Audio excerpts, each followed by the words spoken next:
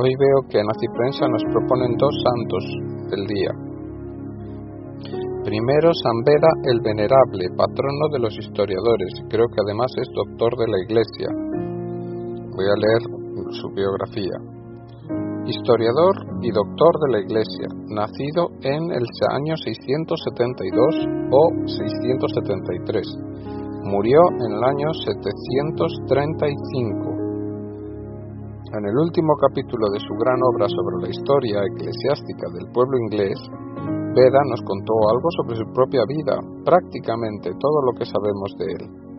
Sus palabras, escritas en el año 731, cuando su muerte no estaba demasiado lejos, no solo muestran la sencillez y piedad características del hombre, sino que arrojan luz sobre la composición de la obra por la cual se le recuerda mejor en todo el mundo. Escribió así: y es así que, muy interesado en la historia eclesiástica de Bretaña, especialmente en la raza de los ingleses, yo, Beda, sirviente de Cristo y sacerdote del monasterio de los benditos apóstoles San Pedro y San Pablo, el cual se encuentra en Werthmund y Jarrow, en Northumbria, con la ayuda del Señor, he compuesto cuanto he logrado recabar de documentos antiguos, de las tradiciones de los ancianos y de mi propio conocimiento. Nací en el territorio del monasterio ya mencionado, y a la edad de 7 años fui dado por el interés de mis familiares al reverentísimo abad benedictino Biscop, y después a Cleofrid para recibir educación. Desde entonces he permanecido toda mi vida en dicho monasterio, dedicando todas mis penas al estudio de las Escrituras, a observar la disciplina monástica y a cantar diariamente en la iglesia, siendo siempre mi deleite el aprender, el enseñar o escribir. A los 19 años fui admitido al diaconado, a los 30 al sacerdocio, ambas veces mediante las manos del reverendísimo obispo Juan, San Juan de Beverly, y a las órdenes del abad Cleofrid. Desde el momento de mi admisión al sacerdocio hasta mis actuales 59 años, me he esforzado por hacer breves notas sobre las Sagradas Escrituras para uso propio de mis hermanos, ya sea de las obras de los venerables padres de la Iglesia o de su significado e interpretación. Después de esto, Beda inserta una lista de indúculos de los anteriores escritos y finalmente termina su obra con las siguientes palabras: y os ruego, amoroso Jesús, que así como me habéis concedido la gracia de tomar con deleite las palabras de vuestro conocimiento, me concedáis misericordiosamente llegar a ti, a la fuente de toda sabiduría, y permanecer para siempre delante de vuestro rostro. Es evidente en la carta de Beda al obispo Egelberto que el historiador visitaba ocasionalmente a sus amigos durante algunos días, alejándose del monasterio de Jarrow. Pero, salvo esas raras excepciones, su vida parece haber transcurrido como una pacífica ronda de estudios y oración dentro de su propia comunidad. El cariño que ésta le tenía queda manifiesto en el conmovedor relato de la última enfermedad y la muerte del santo, llegada a nosotros por Gutenberg, uno de sus discípulos. Su búsqueda del conocimiento no fue interrumpida por su enfermedad y los hermanos le leían mientras él estaba en cama, pero la lectura era reemplazada constantemente por las lágrimas. Puedo declarar con toda verdad, escribe Gutenberg, sobre su amado maestro, que nunca vi con mis ojos ni oí con mis oídos a nadie que agradeciera tan incesantemente al Dios vivo. Incluso el día de su muerte, la vigilia de la Ascensión del año 735, el santo estaba ocupado dictando una traducción del Evangelio de San Juan. Al atardecer, el muchacho Wilbert, que estaba escribiendo, le dijo: «Hay todavía una oración, querido maestro, que no está escrita». y cuando la hubo entregado y el muchacho le dijo que estaba terminada, «Habéis hablado con verdad», contestó Veda, «está terminada. Tomad mi cabeza en vuestras manos, pues es de gran placer sentarme frente a cualquier lugar sagrado donde haya orado. Así sentado puedo llamar a mi Padre». Y así sobre el suelo de su celda, cantando gloria al Padre y al Hijo y al Espíritu Santo, y el resto exhaló su último aliento. El calificativo de Venerabilis parece haber sido agregado al nombre de Veda antes de haber transcurrido las 2 generaciones posteriores a su muerte.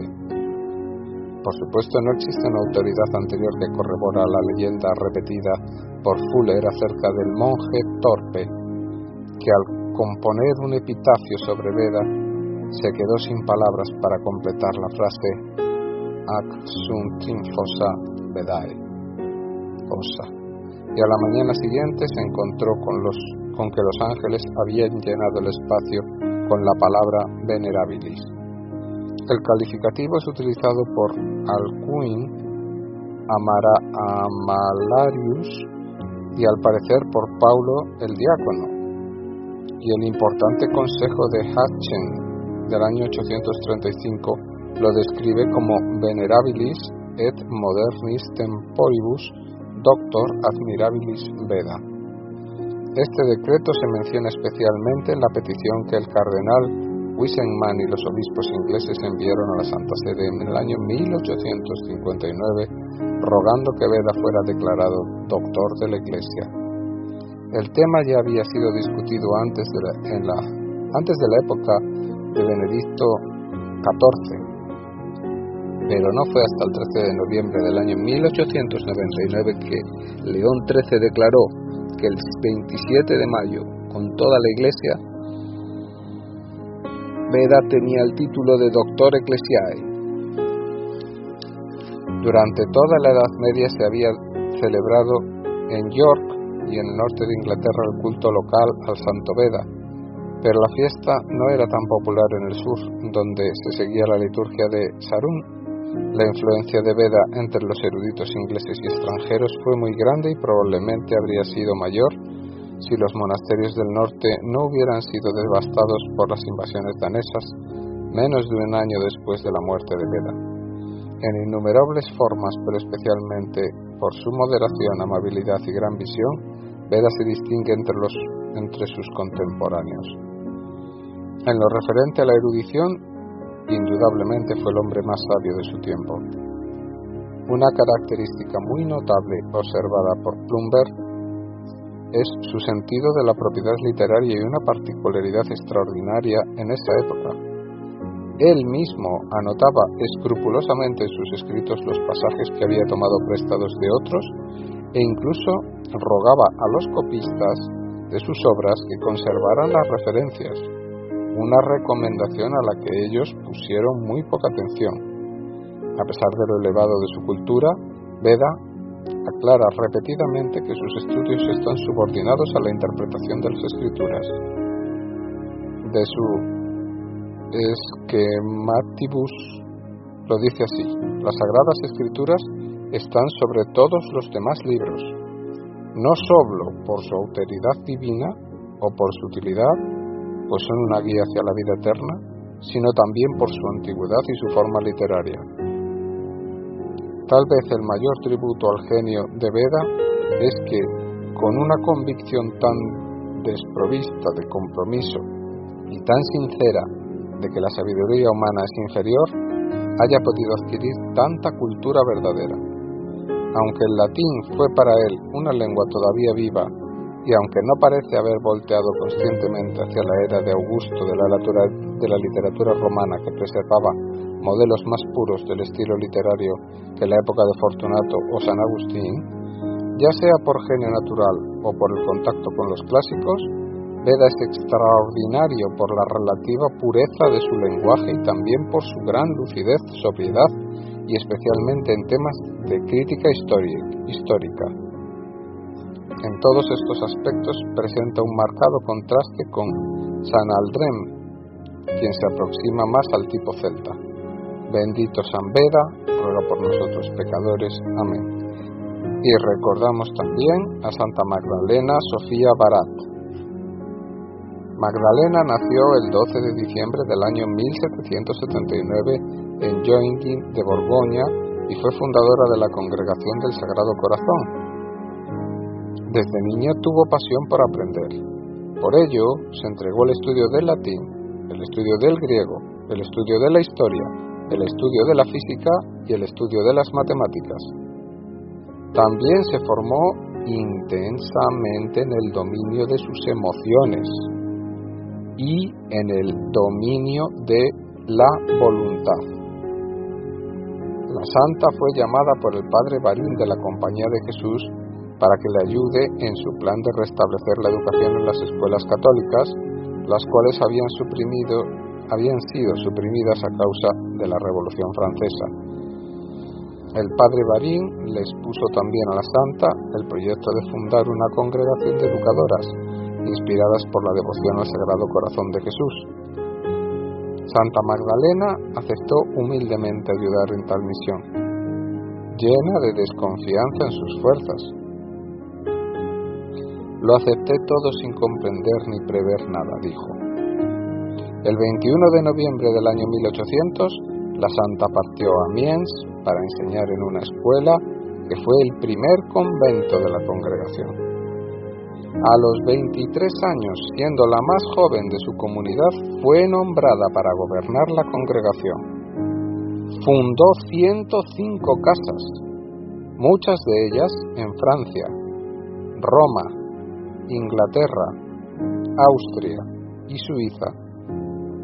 Llena de amor por la juventud, la santa trataba de fundar en cada sitio posible una escuela para las niñas pobres y un pensionado de pago. Como no podía visitar tantas fundaciones, se mantenía en contacto a través de la innumerable cantidad de cartas que escribía. Se encargaba también de la administración de la casa madre y de atender las visitas que llegaban para pedirle consejo. En una de sus cartas escribió: «El trabajo excesivo es un peligro para las almas imperfectas, pero las perfectas obtienen por este medio una rica cosecha». En diciembre de 1826, el Papa León XII aprobó oficialmente la Sociedad del Sagrado Corazón, y en el año 1864, a los 85 años de edad, la santa pide al Congreso General que se le permita renunciar a su cargo, pero la Asamblea no permitió más que se nombrase una vicaria que le ayudase en el trabajo.